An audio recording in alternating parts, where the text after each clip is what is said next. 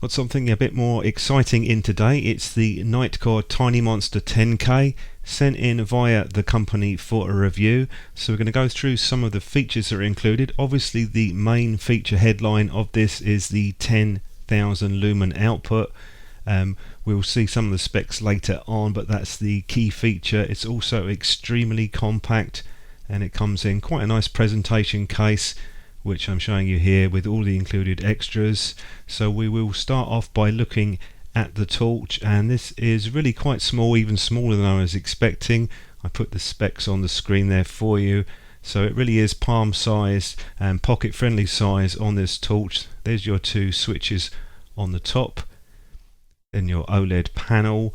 We'll go into that in a bit more detail later on. There's quite a lot to cover with this. We've got a very beefy clip on the back that has quite a strong spring action on that, so that will work quite well on a thick leather belt. And you've got some patterned knurling on the top to give you a bit of grip when you're holding the torch. On the base there we have a single switch there, so we have 3 switches overall, and there's your USB Type-C port. This also supports quick charge too. Just a quick close-up on the switches on the side. It has a sort of a gunmetal effect on it, and this is the protective film that's on the torch when you get it, so just peel that off. And we have a total of 6 Cree XHP35 HD LEDs, and they're smooth reflectors. It's quite shallow as well, so expecting a fairly floody beam on this. Pretty comfortable in the hand with this. The grip on the bottom there does help quite a bit to make sure that it doesn't slip out of your hand, so I'm quite happy carrying this around for an extended period of time, because I've been testing it for quite a while before I started to make the video. The single cast body on this, so that should help with the heat dissipation. You can see the hole there where you can put the wrist strap through. This comes in slightly different to the normal one. It's a separate strap with the loop that you can put through, so you can put paracord in that. It's quite thick, the hole is quite wide. And there's your user guide, which I'll cover later, and the Type-C connector. And this will support quick charge too, but you will need a quick charge 2 compatible device. The holster is quite small, as per usual, well made. You've got the model number on the back and the pull out velcro section. So this does have neoprene padding on it, so it gives it a good bit of protection just in case you drop it. And you can put it in either head up or down. It really doesn't make any difference. You'll notice that it is open on the bottom, but it's tapered in slightly, so there's no chance of the torch slipping through. That's also handy if you have it head up, where you can actually just have the wrist strap hanging down from there if you want to use it. You'll see the purple reflection there. That's the anti-reflective coating. Now this is the OLED display, which is not a gimmick. It's useful. It gives you information on the voltage. It will tell you the output, the power and the level, and it will also give you an estimation on the run time that's remaining and a visual indicator on the battery. Bear in mind that the run time is going to be an estimation. You also get the temperature that comes up there, and that will change depending on how hot the torch is and the temperature conditions outside. So it is useful. You also get a timer for the turbo, because it only lasts for 7 seconds on this particular torch. That's a limitation that they built in to protect it. So it's pretty simple on the UI. Single press on and off with the power switch, and you use the top button on the side to cycle through the mode levels. If the display goes off, you just have to tap it again, so you have about 8 seconds between mode changes.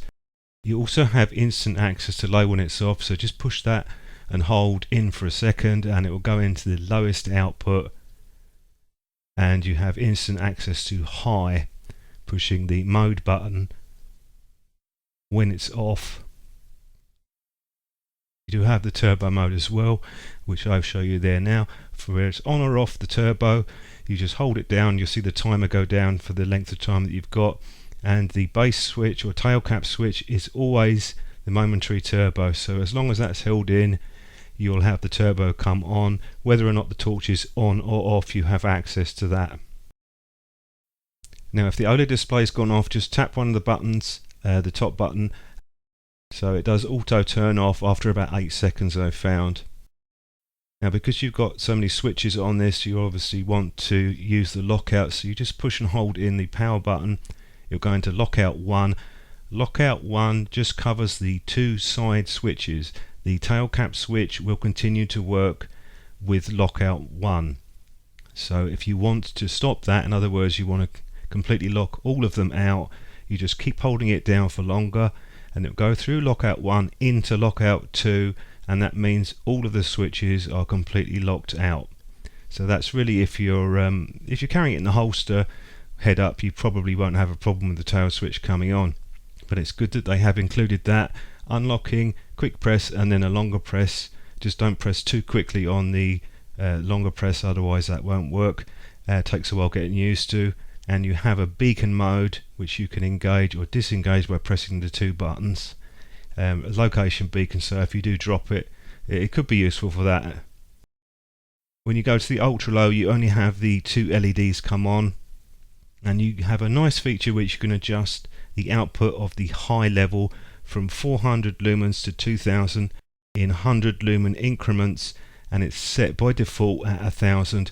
For testing, I have set this to 2000 lumens because I think that's a level which people would be interested to see. You just have to make sure that you push in and hold to set that, otherwise it would go back to the default.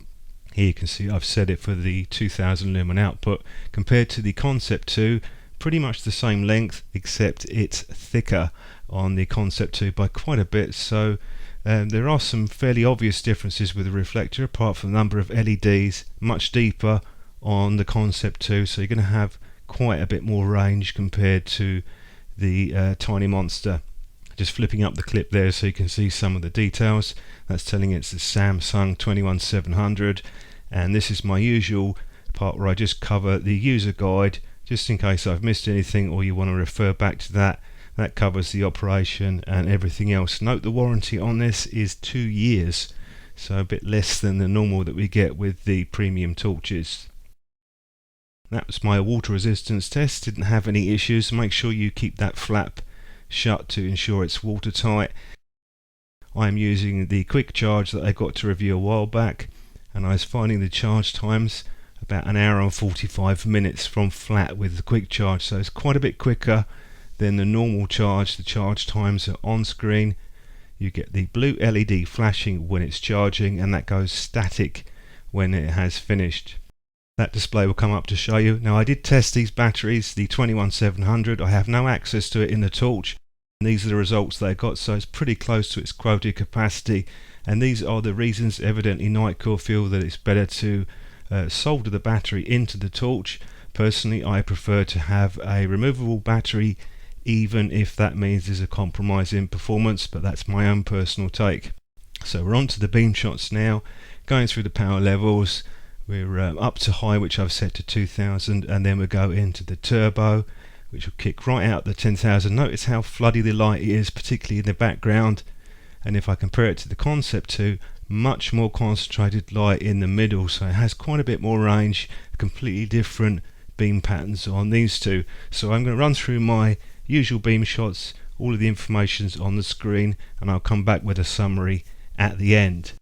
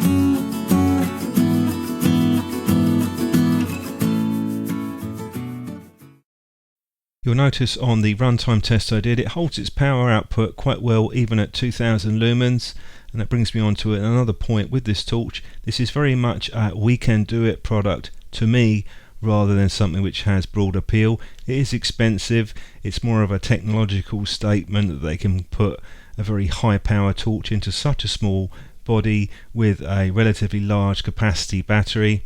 You also have some good ideas in there too, like the quick charge 2 Type-C connector. Much prefer that they've moved forward with that, and the OLED display is something which is useful. I would have liked if you could have tweaked the power settings on other levels, not just the high. That's a feature I'd like to see expanded in future models. The most obvious disadvantage is clearly going to be the fact that the battery is soldered in. I personally am not a fan of built-in batteries. I would prefer to take a hit in performance and have a removable battery. That's my own personal take on it. When I get stuff in for review, I try and think of areas that I don't like, and there are certainly a few with this which I've listed out, including a lack of strobe. From a technology perspective, it is quite impressive in a lot of ways, but let me know what you think on this. I see some really good ideas in here, so hopefully they'll be able to move them forward into future models. But give me some feedback, let me know what your thoughts are on a high-end premium torch, the sort of things you'd be looking for in them. Thanks for watching the video, I do appreciate it, and I will catch up with you in my next video review very soon.